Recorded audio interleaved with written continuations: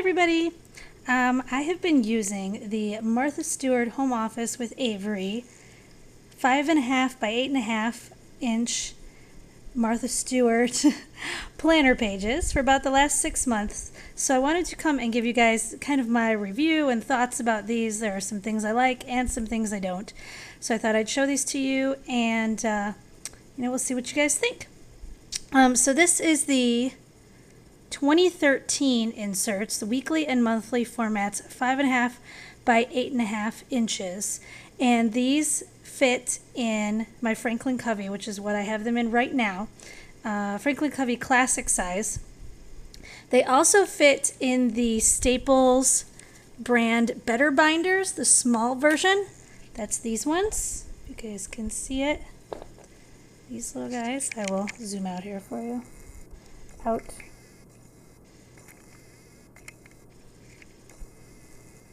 That's those little binders, these guys, and it does fit in these 3-ring binders perfectly. So whether you're using one of those or a Franklin Covey Classic, you won't have any problems. However, if you are using a Filofax, you will have to repunch. Let me show you. This is some Filofax A5 paper. It is very close, almost the exact same size, but the rings don't line up. So Martha Stewart is punched perfect for the Franklin Covey Classic, but as you can see, your rings would not line up if you're using a Filofax. So that is something, if you're gonna get these inserts, you would definitely want to be prepared to have to either washi tape and repunch or cut down or whatever. But size-wise, Filofax is slightly wider, just a touch. Here you can see, just a touch wider, but they're very close. So these would fit nicely in an A5 Filofax. I just recently got my new Filofax, so I haven't set it up yet, and I can't decide if I'm going to continue using these particular inserts or some new ones that I purchased. I've not purchased Filofax inserts, so right now I'm still working with these, which is why I wanted to kind of give you my review today. So this is what the packaging looks like, and you can still purchase these in some stores. Some stores have them on clearance or on sale, and some do not. It is a weekly and monthly setup, which is one of the reasons I chose it, so I will get to that in a little bit. And you can see it came with December 2012 through January 2014 weekly and monthly calendars. Includes seasonal tips and reminders from Martha Stewart, weekly planning pages, and 2 customizable rows of activities and to-dos, and their hole punch to fit most 3-ring and 7-ring binders. And like I said, the only ones they really don't fit are the Filofax, unfortunately, but you could certainly washi tape them and repunch them. This retails full price for $10.99, and they also have an 8.5 by 11 size of inserts that are pre-punched for $12.99. I have seen them, like I said, on sale, on clearance at some locations, but not all. So, it depends on your Staples and if they're getting ready to get rid of them. I have not seen like an academic version, that starts in July or August of 2013. I'm not sure if that is something that is available. Like I said, I haven't seen it on Staples' website or Martha Stewart's website, but I will link to the exact page on the Staples website for this. You have to buy these in the store, though. They cannot be ordered online. They do also come in a ring-bound, spiral-bound format and a hardbook-bound format, so you can pick those up. And they also come in a disc-bound format. So if you're using the Martha Stewart disc-bound system or the ARC system, or I think it's called Levenger system, they do have these inserts available for that as well. And I don't know, if they will make changes to this once, they get ready for 2014. But these ones do go through January 2014. So once you take them out of the package, you have a note from Martha kind of explaining, her layouts and everything like that. And then she kind of tells you how she sets up her calendars. And then there is kind of an example page as to how to use this book, which for people who are newer to the paper planning system, that can be very helpful. Personally, I have both a paper planner and then I have major events in my iCal calendar on my iPhone. I am not very handy with setting up iCal, so I really like to use the planner in written form as well. So the way her planner is set up in the weekly format is that there's a morning, afternoon, and evening section, column, or rows. These are rows, which is very similar to the Erin Condren setup, which I liked. I love the Erin Condren planner setup. However, it only comes spiral bound right now. I have contacted them, and it sounds like they may be making punched inserts in the future, possibly starting with the 2014 year, but they do not have them available at Erin Condren yet. And then it goes columns for each day of the week. And it starts off on Monday, which is kind of nice. Some people like to start their week on Sunday. Some people like to start it off on Monday. I like Monday just because Sunday I feel is part of the weekend, so Monday's a good day to start your planning. So you can write in here appointments with times, or if you're not quite sure, of timing situations like, oh, I have to prepare reports this afternoon, then you could just write that in. And there's, it's a pretty good size box to write in.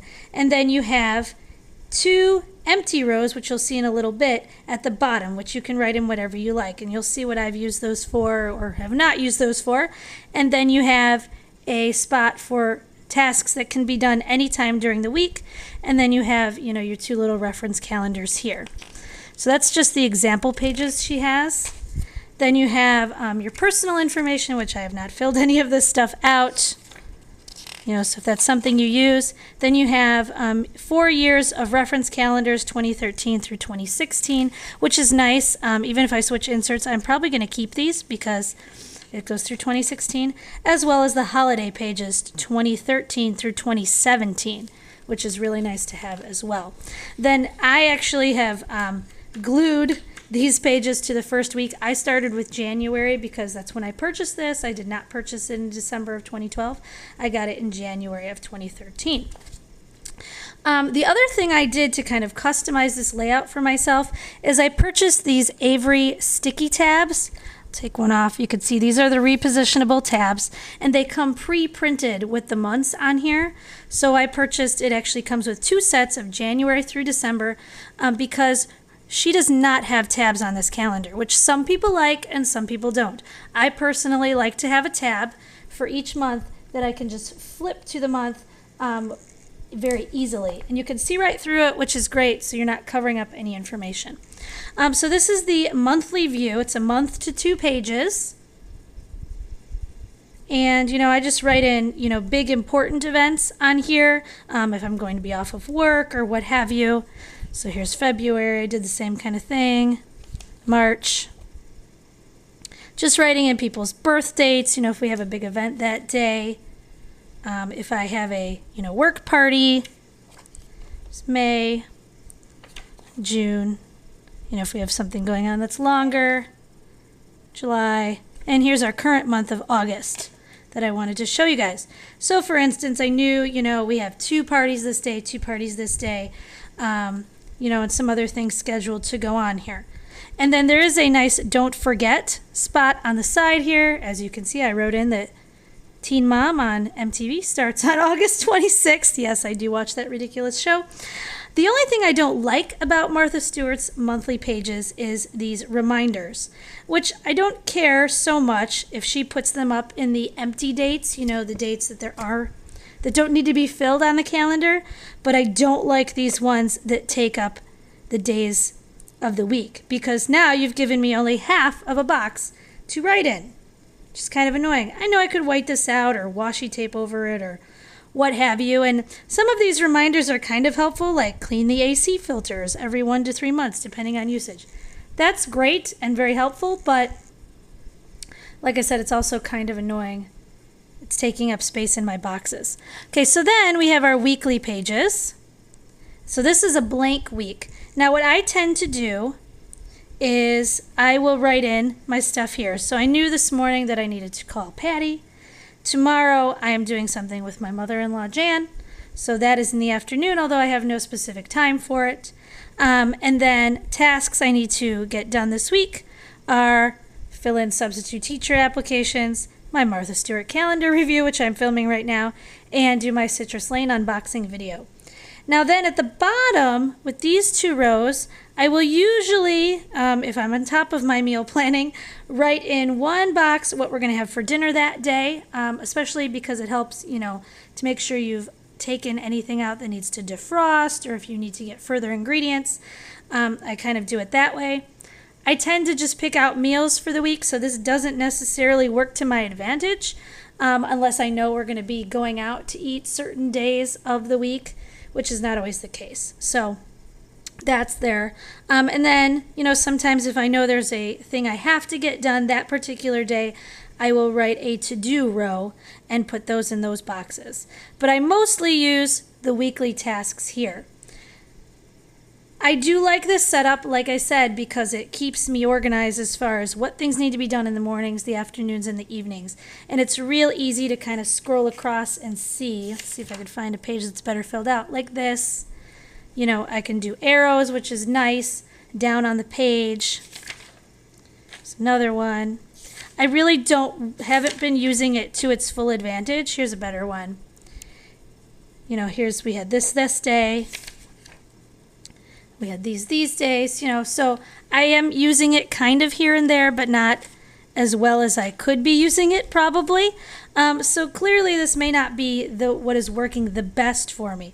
Luckily, these are all blank. She doesn't put any tip information in these weekly days, which I do like.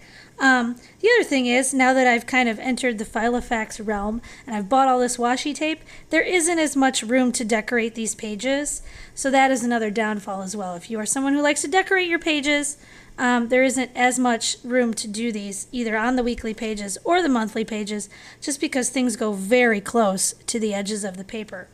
But if you like to keep things simple, this is nice, especially the week on 2 pages view is kind of nice. It's very simple, easy to follow, and if you like that Erin Condren kind of setup of morning, afternoon, evening, boxes without specific appointment times, this should work for you.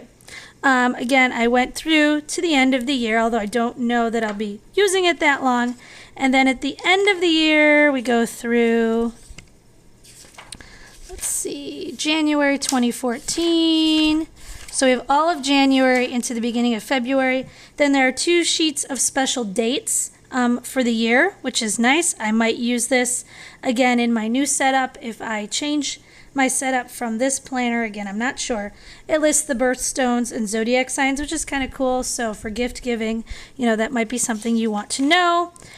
Some pages for contacts, if you need to write those kinds of things in your planner, and a couple pages for notes. And I think, yep, that is it. This particular fold-out yearly planner, I printed out from the Filofaxy website. So that is my kind of overview for you of the Martha Stewart calendar insert pages. Like I said, I like how big the boxes are. I like the size. It's a perfect size. I like that it's pre-punched. For the Franklin Covey Classic. Unfortunately, I just got a Filofax, so I'm not sure yet if I want to go ahead and do all the work of repunching everything, but we'll see. I'm going to try out the other inserts that I've purchased, and I'll kind of let you guys know what I wind up with setup-wise.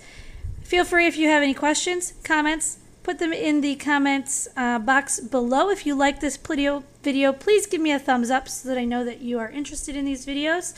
And I will link below to where you can find this on the Staples website. Again, Martha Stewart products are only sold at Staples, and many of them are not sold at staples.com. You have to purchase them in the store. So I will see you guys soon. Bye-bye.